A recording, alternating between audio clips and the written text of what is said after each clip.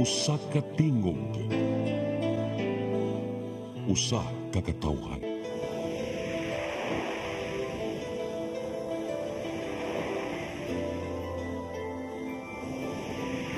Cebu Catholic Television Network.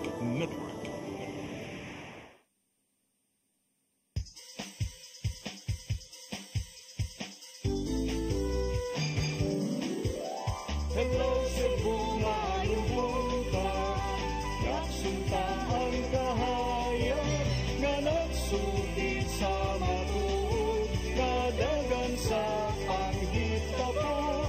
Hello Cebu, maayong buntag Pinoy.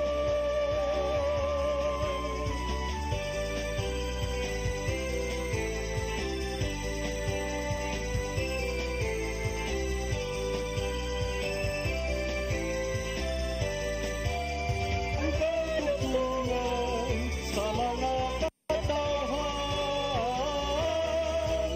Hello Cebu, hello Cebu, maayong buntag Pinoy, maayong buntag Pinoy, maayong buntag Pinoy. Hello Cebu, may buntag Pinoy. Adlaw karong Biyernes, adlaw sa ato ang balaang bata Senyor Santo Niño. Katapusan sa dun ato nino. Katapusang adlaw. Katapusang adlaw sa taas kayo nga buwan. Lagi potas kayo ang buwan. Sa buwan sa Enero. Kami yung mga alagad sa kanginan. Ako si Maluy no Kanda Tabar. Ako si Attorney John Destacamento. O banimihang tud sa alas 9 karong buntagas tong programang Hello Cebu, mayong buntag Pinoy. Unya attorney ato sang unahon atong latest weather update. Ikas pag-asa makta niya itong linya karon Sir Mark Gales. Good morning. May buntag, mamalo, Attorney John, sa itong mga sugintig paminaw, itong latest update, bahin sa kayon sa itong panahon, karong adlaw. Ang northeast monsoon na amihan, ari na lang nag-apekto sa may northern o central Luzon. And so far, wala tayo ginamonitor o nasigpatan nga LPA o bagyo na posible makapekto diri sa tuwang nasud na sa masunod pang mga adlaw. And para karong adlaw nga ito na sa weekend. Ang dakong bahin sa Kabisayaan, napin diri sa Central Visayas, makasilati ta aning may tipo sa panahon, gawas na lamang sa mga lumalabay, mga kapatak-patak na mga pag-uwan. Pagpanugdog kilat, gumikan ni easterlies o gini mga localized thunderstorms.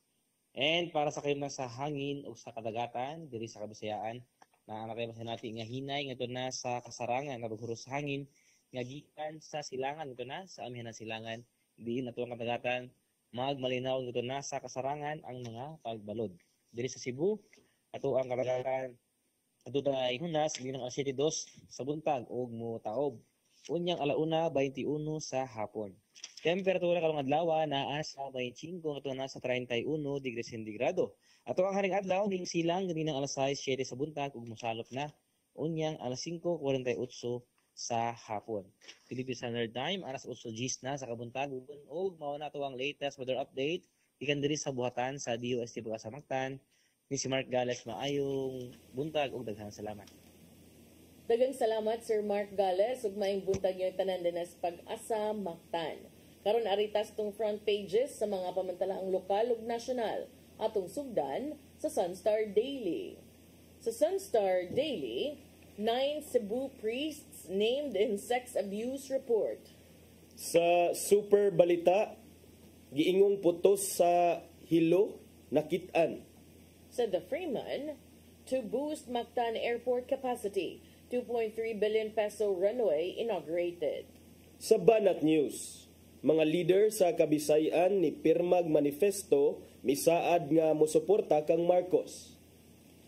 Sa Philippine Daily Inquirer, Marcos sees destabilization bid in SC petition versus budget. Sa The Philippine Star, BBM says budget challenge part of destabilization. Sa Manila Bulletin, Marcos offers deal to China. Ug sa Tempo, Shabu lab found after explosion. Mao katong front pages sa mga pamantalaang lokal ug nasyonal. Sa mong pagbalik ka maipadangat kaninyo mga balita nga nahipos ng kaubanan sa CCTN News and Public Affairs Team. Please stand by. Hello Cebu, hello Cebu, maayong buntag Pinoy, maayong buntag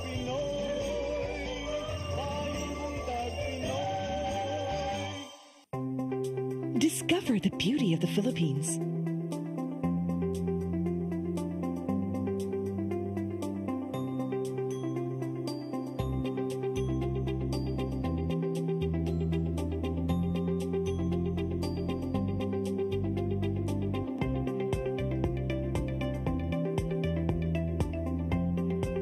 With Philippine Airlines, the country's flag carrier.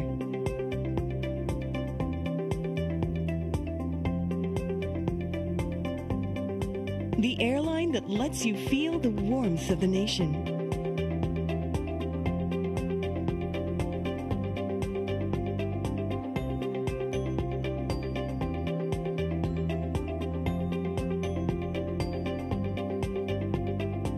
Mabuhay!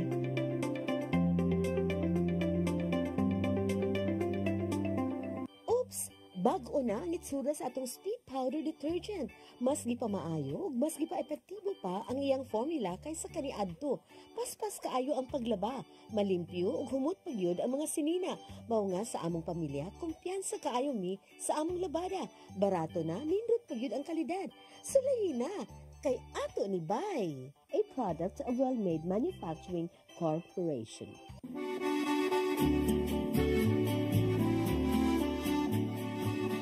If you love the beautiful Italian furniture you are surrounded when you travel in Italy or anywhere in Europe, now you can find already in the Philippines with our different branches in Luzon, Visayas, and Mindanao from the multi-awarded Italian export furniture manufacturer based in Cebu. You can visit our showrooms in SM Lemery, SM Lipa Batangas, Kingpo Boulevard, Davao City, SM Mindpro, Zamboanga, SM Seaside Cebu, Linkitcay, Cagayan de Oro, North Reclamation Cebu, Banilad Cebu, and other showrooms nationwide. You can have the best Italian quality designs and finishing of your dreams. Giardini del Sole. You will forget the price, but our quality will stay with you forever. Our Cebu Banilad showroom is located at Governor Cuenco Avenue, Barangay Gasambagan, Cebu City. The SM Seaside showroom, second floor, City Wings, SM Seaside, Cebu City. Visit our Facebook and Instagram pages for more information or visit our website at www.giardinifurniture.com. Giardini del Sole.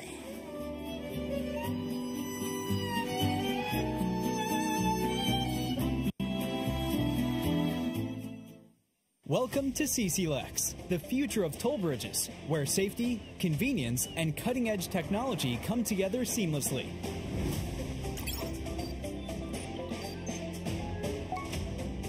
Cebu-Cordova Link Expressway is your state-of-the-art modern toll bridge, a true marvel of engineering, where its towering beauty meets functionality, redefining your travel experience. This 8.9-kilometer expressway boasts a host of remarkable and sophisticated features, pioneering inclusivity in expressways in the country. Our commitment to quality is unwavering. The road surface of our toll bridge is engineered to perfection, providing a smooth and comfortable driving experience. Raises the bar of the lifestyle of people around us. Experience the future of toll bridges with us. Safety, convenience, and exceptional quality await you. CCLEX, your bridge to a better tomorrow.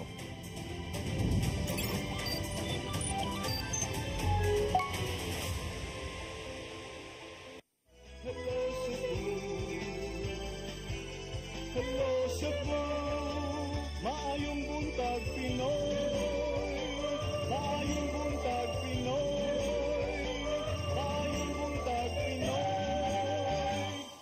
Balik sa Hello Cebu, maayong buntag Pinoy, ug karon sa atong mga balita. Nagunas tong mga balita karong buntaga, Commission on Elections sa Mandawi ni pahigayon og automated counting machine roadshow dito sa City Jail Male Dormitory. Samtang moabot sa 800 na ka mga magtutudlo ang nalista sa COMELEC nga moserbisyo sa eleksyon. Ang kasayuran ihatod ni Mary Rose Sagarino.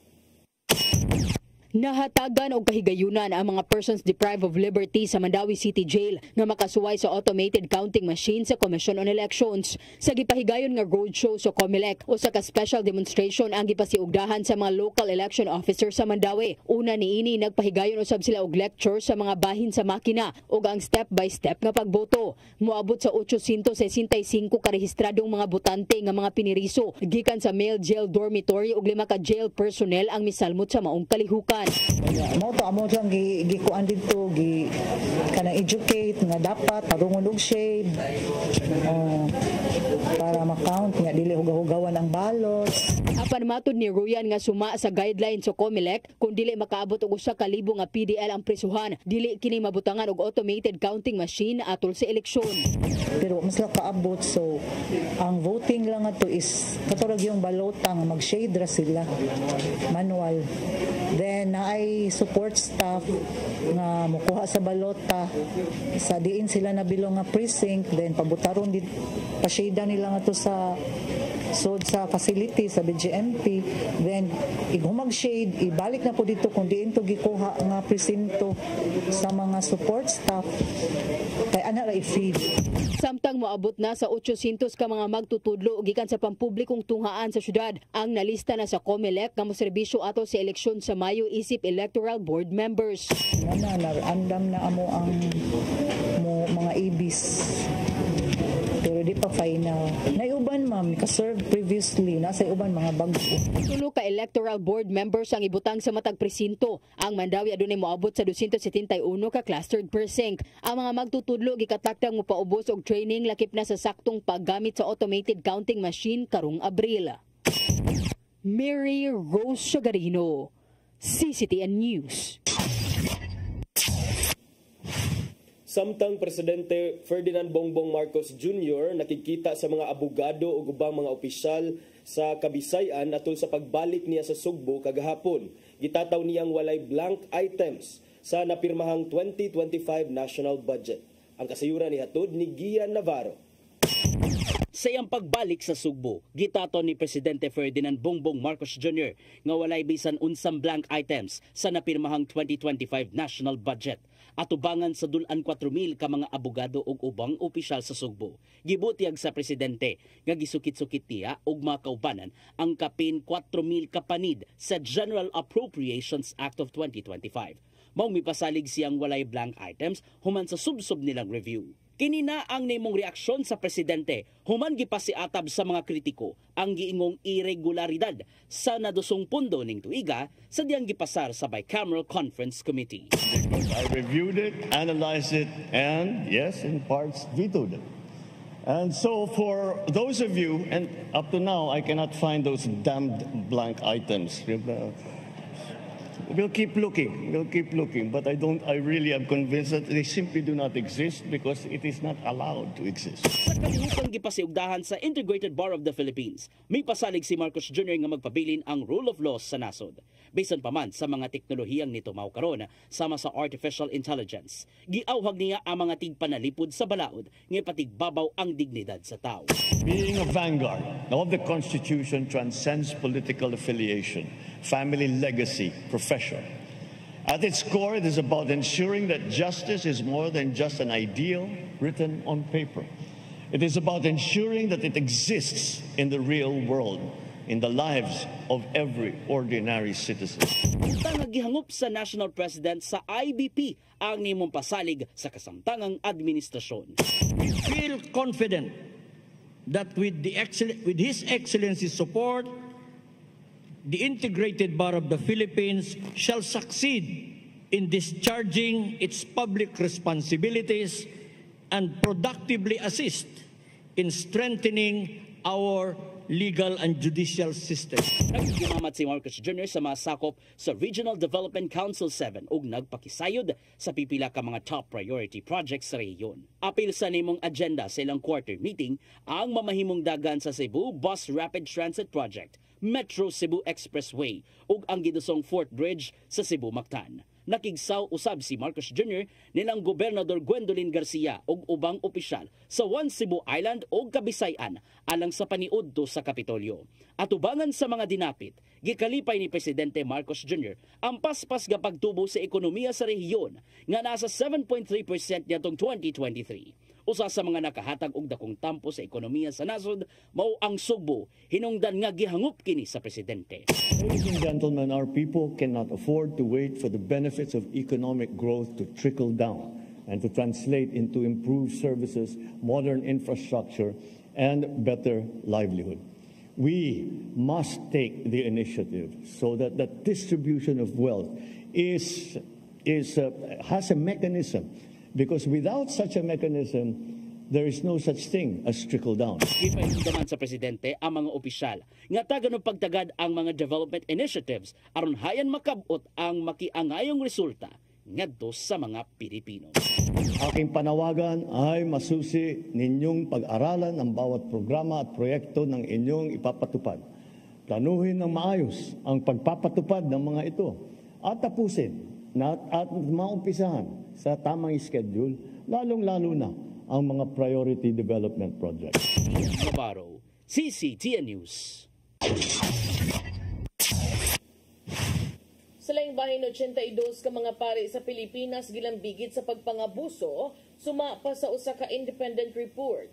Archdiocese of Cebu may pasabot ang gipaubos sa renewal process ang pipila sa mga pari na lambigit dinhi sa Sugbo. Ang kasayuran ihatod ni Gian Navarro. Gidokumento sa grupong Bishop Accountability ang giingong pagpang-abuso sa mga kaparian sa simbahang Katoliko. Sa gipagawas nilang report, moabot sa 82 ka mga pari ug brothers ang gituuhang nanamastamas ngadto sa mga menor de edad.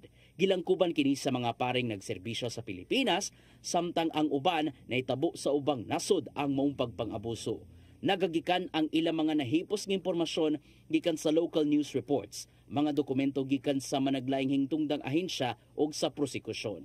Sa maong ihap, nagagikan sa Sugbo ang tulo niini o nagpadayon sila sa ministry service. Gikumpirmar sa statement ni Archbishop Jose Palma nga nagpabilin ang usa dinhi sa Sugbo apan na-incoordinate siya sa laing diocese. Sumapa niya nga gipaubos siya sa renewal program ug nakig-alayon sa mga otoridad subay sa investigasyon. Susama usab ang gibuhat nila sa ubang mga pari nga nag-alagad kaniadto dinhi sa Sugbo diin wala nalakip sa Archdiocese of Cebu o bisan unsang diocesan clergy. Tungod sa mong report, gipainomduman ni Palma ang katawhan nga padayonon ng pagtinabangay ngadto sa simbahan aron hayan makabot ang pagbag-o sa tanan. Walay puas usab ang Archdiocese sa pag-abag ngadto sa mga biktima sa pagpanamastamas og sa iyang pamilya. Bisan pa man sa panawagan nilang hustisya alang sa mga gilaban ng biktima, gihangyo sa simbahan ang katawhan nga dili ilakip sa pagsaway kadtong mga inosente lang nga pari. Gian Navarro, CCTN News. Sa laing balita, palawman pa sa San Fernando Police Station ang ilang investigasyon kalabot sa kamatayon sa usa ka ginang uban ang iyang 3 anyos nga batang babay. Ila usab sutaon ang kundo na bay foul play sa maong insidente. Ang kasayuran ihatod ni Arnold Bustamante. Gipakita ni Alice Carlito ang sasaysaw sa Kalanet insecticide nga gituo ang maoy giinom ni Marites Cabaluna, 41 anyos, ug sa iyang anak ka 3 anyos sa sulod sa iyang barong-barong sa sitio Tambis, Barangay Balud sa lungsod San Fernando, probinsya Sugbo. Among insecticide napalgan kini ni alias sa Dorlin, higala sa biktima sa gawas sa barong-barong. Tungod dinhi mohimong lawom nga investigasyon ang San Fernando Police Station aron ilang masayran kung doon na bay foul play sa kamatayon sa duha ka biktima ug nagkutlo ba kini silang kinabuhi. Si Marites nagtuad nangan na diskubrihan nga dunay sinuka sa sulod sa barong-barong, samtang ang iyang 3 anyos nga batang babae na siyang tupad nga pulos wala na kinabuhi. Mato ni Police Major Michael Hingoyo ng Hepes San Fernando Police Station nga nagsusihon ang tanang anggulo sa mga insidente. Lagip na nini ang posibleng dunay foul play. Ginasig nila ang pamilya sa duha ka mga biktima nga ipaubos sa autopsy ang patayng lawas sa duha aron masayran kung unsa ang hinungdan sa kamatayon. As of now gyapon padayon gyapon ang ato ang in-depth investigation pertaining ani request na ta og autopsy examination sa ato ang crime laboratory office niya. Hopefully na kuan gini siya mahinayon kay initially ang ato ang tagtungod sa biktima murag dili na ganahan ipa-autopsy, but we encourage them na i-pursue gyud ang kaning autopsy examination para gyud may baw-an kung unsa ang nature o cause sa pagkamatay ani nila Marites o katong iyahan. Ato sila ipasusi ang nakuhang insecticide kung kini bagyod ang hinungdan sa kamatayon niini. Ipatawag nila pagbalik ang higala sa biktima nga si alias Dorlin kung doon na bay laing tao ang miadto sa barong-barong nga manudahan nga doon ay kasayuran sa mong krimen. Dugang nihinguyon nga nakadawat usab sila og impormasyon nga kanunay nga awayon sa kanhi live-in partner si Marites. Niadto nga panahon nga nag-ipon pa kini sa usa ka balay. Apan gipasabot ni hinguyon nga sa dihaga nagkabuag na ang duha. Ang kanunay nga iharasa ang kalibin ang higala na niini nga si alias Dorlin tungod kay nganong gipapuyo pa kini niya silang compound. Pero kanimo gun ang iyahang pagharas dito, ang pagharas niya dili actually dito mismo direct kay Marites kundi dito kay Dorlin. Ngano pang iyahang gyapong tumbo, iyahang gipa puyo dito sa balay mo to si Dorlin ni-decide na gid siya na para nawalay samok iyan na lang gipahawa si Marites. Balik ang mga investigador sa dapit din na palga na patayng lawas sa inahanog anak. Apan ilang naabdan nga gipangsunog na ni Dorlin ang mga gamit nini. Apan mato ni hinguyon nga ang maong nga pagsunog doon pagtugot matod pa sa igsoon sa biktima ug dili na sab kini makaapekto pa sa lang investigasyon. Arnold Bustamante, CCTV. Sa atong katapusang balita, lokal nga kagamhanan sa dakbayan sa Lapu-Lapu, padayong giatiman ang mga panginahanglanon sa mga nabiktima sa sunog nga miigo sa barangay Paho nitong milabayng semana. Mga detalye sa report na Crystal Joy Felerca. Mag-usa na kasimana ugmang adlaw sukad ni ulbo ang dakong sunog sa sitio Sangi Interior Barangay Paho, Dakbayan sa Lapu-Lapu, kung diin 59 ka pamilya ang nawadan og panimay. Ang 20 ka mga apektadong pamilya kasamtangang anaa sa Paho Gym, samtang ang 16 temporaryong nipuyo sa San Miguel Gym sa Barangay Pusok. Usa ni ana ang pamilya ni Amalia Lisondra, 51 anyos, nga kasamtangang nagpuyo sa tent nga gihatag sa lokal nga kagamhanan. Usa ang ilang pamilya sa wala gyud nasalbar tungod kay ato sa pagkahitabo nagkuyog siya sa iyang bana nga tig-deliver og parcel. Tungod kay kini na lang mo'y nanginabuhi kanila human siya mawadi og trabaho usa ka tuig ang nilabay. Wala mapugi ni Amalia ang pagtubod sa iyang luha sa dihang gisaysay niini ang ilang gidangatan. Tungod kay sa usa lang ka pamilok, naabo ang ilang panimay nga giamuma nila sulod sa 20 ka tuig. Mara jud akong kaligon ang kanang ang Ginoo na walipay sa ko nga kanang ariyaw sa ko sa akong kauban sa simbahan. Mara sad ako sila sa makapadasig nako nga makadawat ko ba ilara sa kong ingon nga pagsulay lang. Okay Lord. Tungod sa nasinati sa mga nabiktima sama ni Amalia ni adtong Sabado, usa ka adlaw human hitabo ang sunog, ang Lapu-Lapu City Rescue ni pahigayon og early disaster recovery program sa mga nabiktima. Usa na ni ana ang paghatag og psycho first aid sama na lang sa pagtanyag og mental health services aron nga ma-address ang naagian nila nga trauma og stress paghuman sa sunog. Samtang anausab ang presensya ni Upon Andam nga mao'y mascot sa disaster resilience sa Lapu-Lapu nga mao'y nilingaw sa mga nasunugan ilabi na gyud sa mga bata. Kasamtangan usab nga giproseso sa City Social Welfare and Development Office ang madawat sa mga nabiktima nga tag 15,000 pesos alang sa 3 ka buwan nga rental subsidy. Plano ni Amalia nga kung madawat na nila ang maong financial assistance, maghinay-hinay na sila og tukod sa ilang panimay. Gihatagan hinuon sila og kasiguraduan nga makatukod sila og balik. Amo lang ana samtang tagaan nila kuan tagaan nila 15,000 amo lang na siyang ipabarog or kuan og magbarong-barong lang sa ni. Crystal Joy Felerca, CCTN News.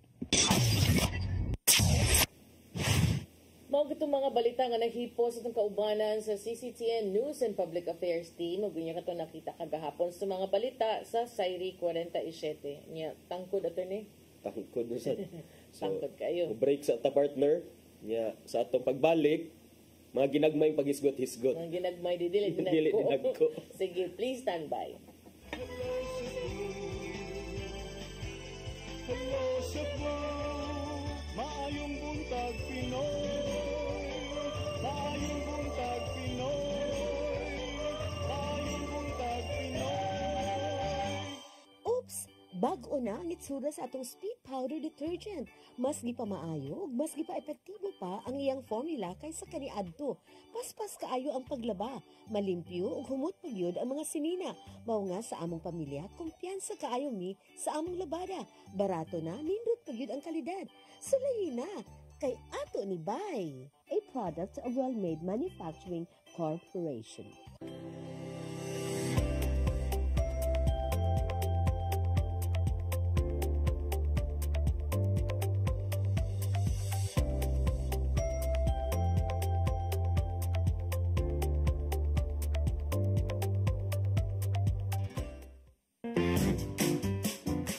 In the heart of Cebu lies an ideal place for the people on the go.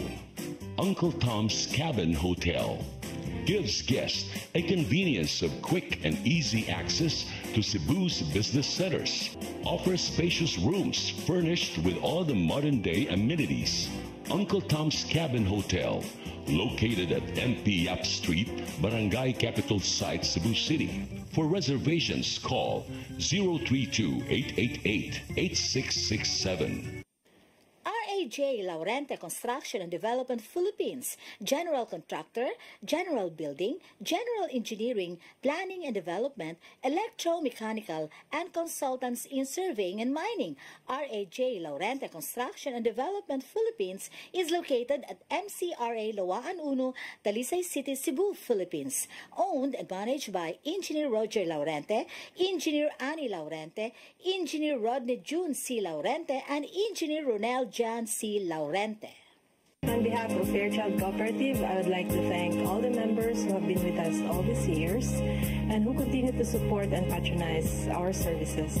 At this time, I would also like to invite new members who will be part of our growth and push forward for a bigger cooperative movement, not just in Region 7, but the entire country of the Philippines.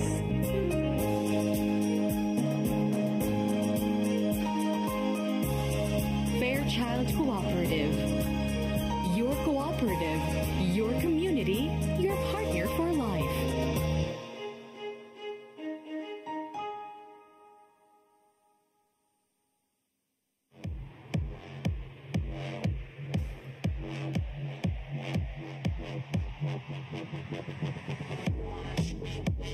Catering services, call on Lourdes Food Products and Catering Services.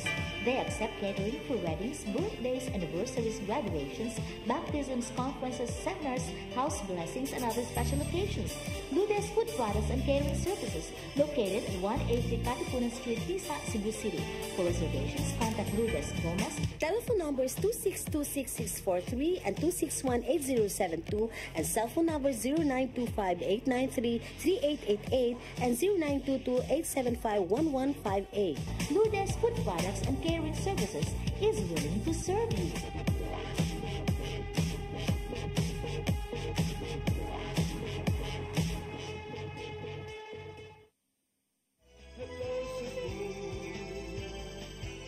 Hello Cebu, maayong buntag Pinoy, maayong buntag Pinoy, maayong buntag Pinoy.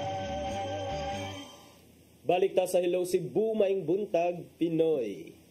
Arita sa atong pagisgot-isgot partner karong buntaga partner kay kagahapon murag busy ang ato ang mga busy kaayo. It was a busy day for the media yesterday and also for our local politicians kay kagahapon naghugop ang mga politiko dito sa Kapitolyo ingon man sa dito ba siya sa kuan sa waterfront partner sa yes, sa mga abogado. Because sa gathering for lawyers, daghan siya giatinan, gathering for lawyers, one Cebu nga luncheon unya katusang sa airport. So ubay-ubay ang tuyo og tumong ni Presidente Bongbong Marcos kagahapon at gusto nako isgutan partner kay pagkasinulog wala gyud sila taon gitagaag chance nga makapaepal kagahapon partner nagpundok ang tanang mga opisyal almost tanan but mga leaders sa mga probinsya mga League of Municipalities, cities and dinhi sa in even barangays dire sa Sugbo o Kabisayan to express their support for the administration of Marcos. Kuan siya gilangkuban sa 11 ka mga gobernador sa Kabisayan o niya mga opisyales, ng mga council nila ni apil.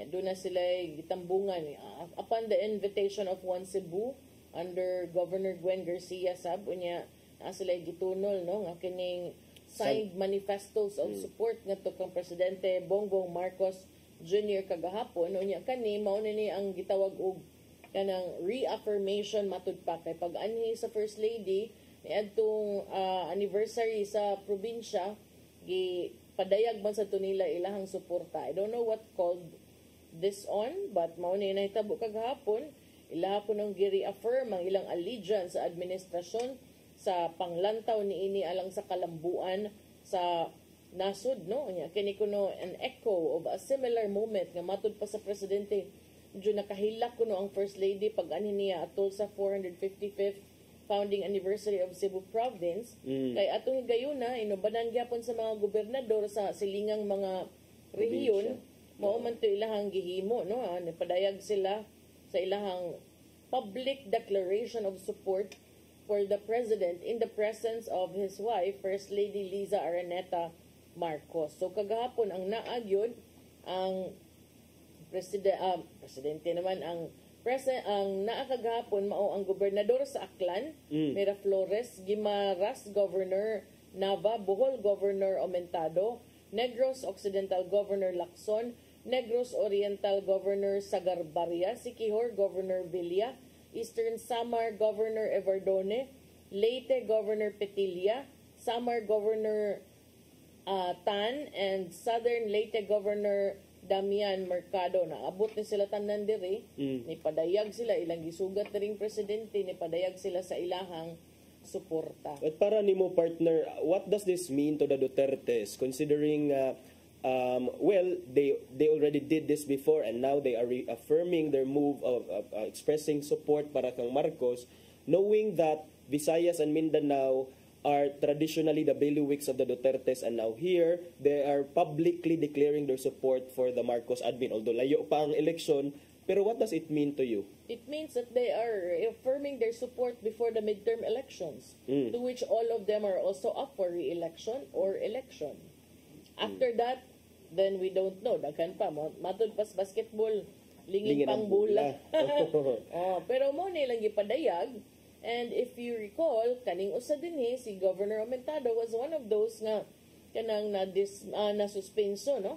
Yes. Before. Na-suspenso, but wala na. Sa tanan nga mga gisuspenso, murag siya ang nalibkas nga wa pa niya na fully serve ang iyang suspension. It was also interesting to see Cebu City Mayor Raymond Alvin Garcia. He was given a chance to speak, and then niingon siya, nagpasalamat siya sa presidente for understanding the various mga issues confronting the LGUs. So nagpasalamat siya kagahapon. So ambot lang kung doon na ba'y naglaway, doon na ba'y mga gusto mo tambong nga wala makatambong. Dili kay di man sa tambong dito man siya tambong sa hugpong sa maisog aun sa to. Katong sa SRP. Katong sa prayer rally. Dito man siya sa Mike Rama yung gipasabot nga pag-uro nagpa-preskon kaya wa siya giimbitan. Dili man siya kakuanan ni kay mga incumbent man.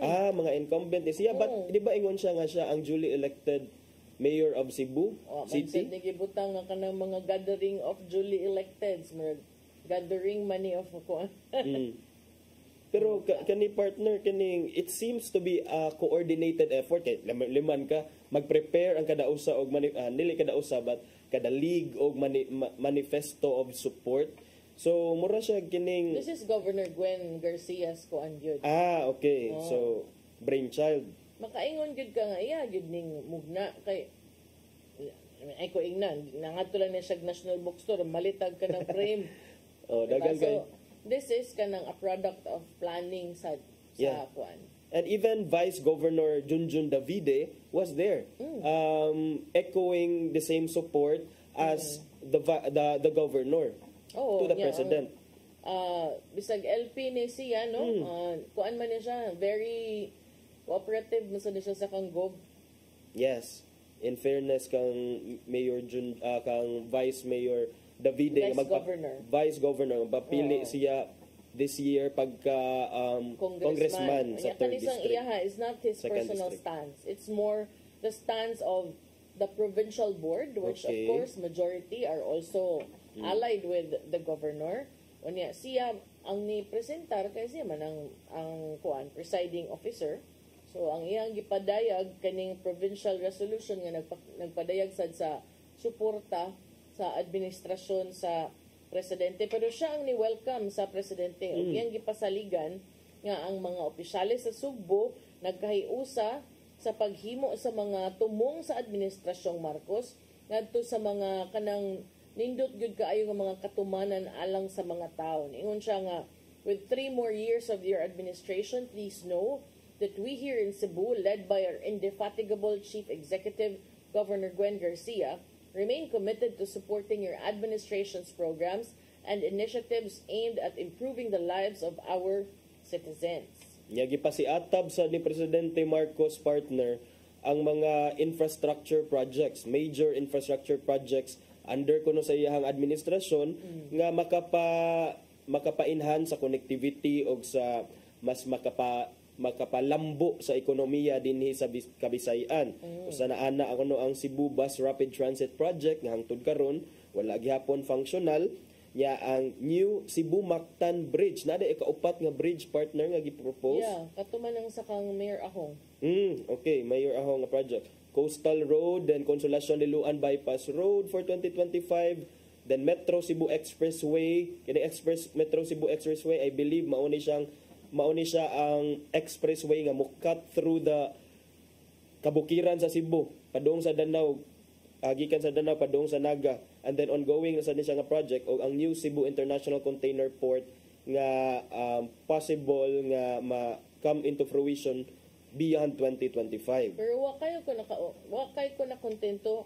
Sayang ba kay nitingog na unta to si Mayor Raymond Alvin Garcia, pero murag hawang man ang iyang message, mas nindot pa man noon ang message ni Vice Governor Davide. It could have been an opportunity for him to deliver something that is bang a reflection of what Cebu City is, or ba ang iyang message ningon ram sa I would like on behalf of the Cebuanos and the city of Cebu to thank you, and more importantly to welcome you to the city of Cebu and Cebu province. We look forward to working hand in hand with you for the betterment and progress of our beloved city, province, and country. Marag, nindot ang tatog ka ng butangan niya ka ng kuan ba? May gamay nga oomph. Yan. gusto niya agtirahan. Di inanaan siya kuan. Maybe nang ingon siya nga his presence there is already enough. Kay of course karon naglungot-lungot sa siguro ang mga kuan, knowing the administration is enjoying the support of people. I mean, speaking about trust ratings, taas-taas pa man si Presidente Marcos og trust rating sa mga surveys nya katong imong giingon nga padung na sa 2025. But kagahapon na mention sa ni President Bongbong Marcos regarding atong gi-challenge manggod recently partner before the Supreme Court ang constitutionality sa General Appropriations Act for 2025. Kay matod pa ni Presidente Bongbong Marcos he did not mince his word. Ingon siya, this is part of a destabilization plot. Moto sa front page ganina. So kuan ko ni naa ko noy mga tao nga gusto magsigi og kuan, magsigi o murag kining pasabong gusto makit-an ang administrasyon nga dili mo lambo, dili mo succeed. And regarding destabilization, kana nga mga remarks ni Presidente Bongbong Marcos partner, it came on the heels of katulaging pag-file someone from Davao in the name of Ungab man siguro to. Ungab, and then later on President Rodrigo Duterte voiced his support to the filing of that case. So tungod ko kay among others dunay mga blanco nga items sa budget, especially sa Agriculture Department. Yes, atang itubag gahapon before the lawyers. Yes. Ingon siya, I can't find those damn blank items. Kung pa ni Presidente Bongbong Marcos, asa man ang blank items ngayong gikuan kay I reviewed it many times. the 4,057 pages of the General Appropriations Act, and I'm going to give you a run for your money. Just last month, I had to read that because I reviewed it, analyzed it, and yes, in parts vetoed it. Yes, na siya giveto nga 194 billion worth of items in that law. So, Mato de Marcos, for those of you, and up to now, I cannot find those damn blank items. Asam yun na. So, but I don't think... I think it's a good opportunity, and I have a feeling that the First Lady also had a hand in that speech. No? She's known to be a good lawyer. She's teaching law in Iloilo also. And it was a good opportunity, the right audience, to deliver the right message. Mo na kung pasabot nga, higayon na ang tatong Mary mo, hindi itong tatong iya, tatong gilami. So, very, very good ang delivery because haom kaayo nga adto niya i-deliver ang tubag sa iyang pangutana with no one asking at a gathering that is supposed to be composed of people nga who will fight and uphold justice. And mind you, partner, actually, among the visitors kagahapon sa IBP or the other day, kay mga Supreme Court justices. Yes. Oo. So iyang klaro, iyang grab ang opportunity nga kanang makahatag siyang statement that, of course, as expected, made it to the news, right? So iyang klaro, iyang himakak ang mga aligasyon, kay iyang gipasalig nga gi-review gyud ni nila niya siya, I'm going to give you a run for your money, and that's something nga makaingon gyud ka before lawyers, you say that mga tawa sad to ang mga lawyers, and he made it light.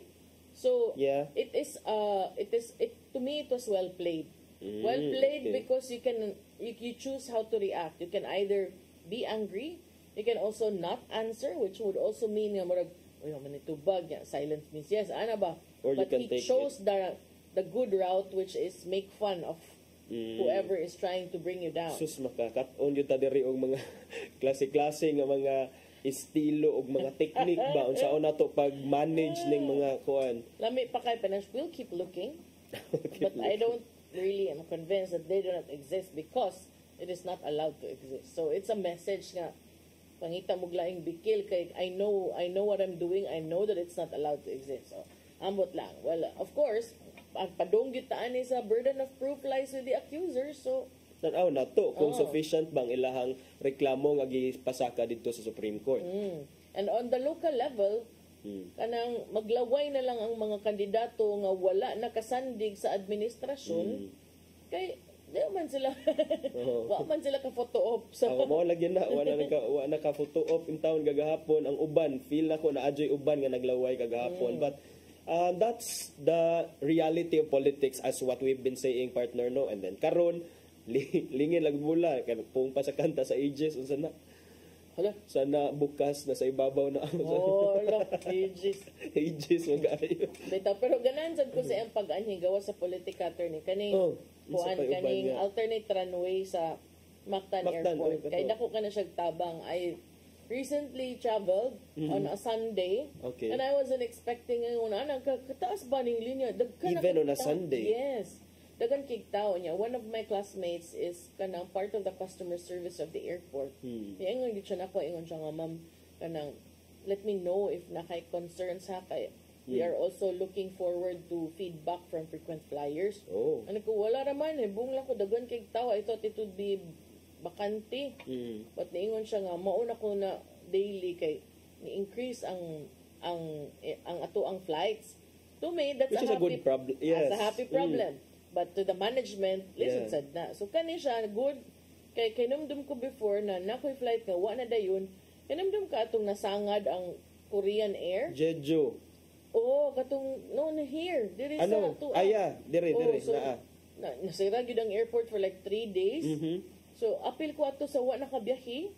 Kay kanang nasangad siya but nakaingon gyud ko kaning alternate runway would be very helpful in terms of kanang mga inaana nga times gani. Emergencies or manubra para maka-accommodate. Or just for normal day-to-day operations considering nga Cebu is becoming hawan-hawan, no? Yes.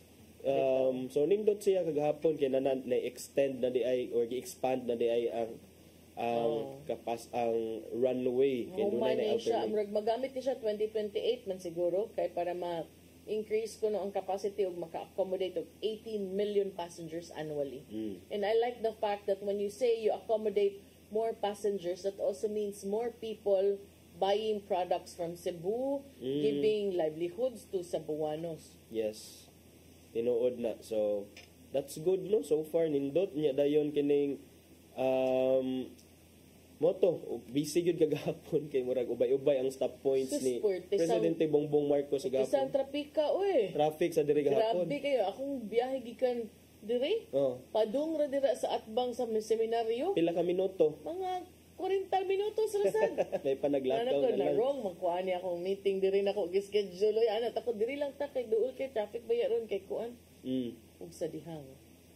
So kani kagahapon mo ni ang pag-abot giubanan siya ni DOTR Secretary Jaime Bautista.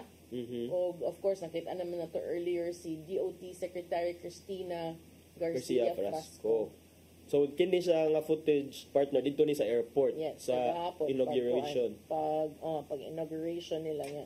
Nag-speech man sad siya dito nga. Kani ko nung iyang gihimo diri, snapshot lang ko ni sa all the exciting things that are happening in our airport infrastructure. It is part of the broader vision to advance the development of the country's infrastructure. So, kuan ko na ni kanang na ako no ni gitawag og Aviation Infrastructure Program nga makakuha og 7.7 billion karong tuiga alang sa pag-upgrade sa 15 sa pantala naman 15 katugpahanan or airports nationwide. And ganahan ko ana because luoy kayo ang ubang airports baya. Yes, speaking anang luoy ang ubang airports partner, doon ako noy other airport improvements in other areas ha, like imong Iloilo, pero may kamo adto Antique, Tacloban, ug uban pang mga road and bridge projects to enhance connectivity within Panay, Guimaras, Negros, Siquijor, Biliran, Samar, and Leyte provinces. So ubay-ubay man ni partner, hopefully tinuod niya ang mga nanggawas. Okay, I've been hearing kanang usay bitaw I deal with other airport authorities kay naay mga kuan. Ngayon man sila sige lang hapit na. I saw sa Sir Chavez, former broadcaster of DZRH nga karon iyang press secretary I think. Okay. So kana lang siguro and then magpaabot ta partner kung unsa sa itubag sa pikas nga kampo kung unsa sa siguro ang ilahang mga sablang. Sablang. Sablang. Unsa kay na ano man sad na pero well there adto na nila explain sa kuan korte siguro kung kuan I don't think magsamok-simok sila ngadto sa korte nga walay enough nga basis ang ilahang kining kuan. It must be sufficient in form and substance man kuno. So tan-aw nato sila ang niingon nga walay nga nay blanco and then here come and then ang giingon nga kuan department is Agriculture Department which as we know murag mao ni ang paborito nga department nga murag nahandulan ni President Bongbong Marcos before. Pagsugod niya. DA to ang iyang murag concurrent nga gikuptan ang posisyon. So mo na siya but lagi it's a matter of like what you said partner, let the accuser prove their allegations. Okay. Unya, wala kay apas, di na maapas. Ambot na ikaw partner kay paapas na diha kay ugma wa ra bata ugma. Ay uday Friday man no. Mao na to, wala tay laing isgutanan man siguro kay napiki naman sad kog magsugod pataog ka ng alawa tong buwak wa sa tunga. Tungod miswa sila nakabantay tunga mong good. Ang tunga di ay. Ura mo gug kuan. Nagdahili. Tungod na sa imong laptop more ng view from behind. Okay. Pwede na ba nag-arrange char. Itawa na tayo oras at ipadangat ang giandam ni Tatay Dodong ano yung pulong kong kinabuhi.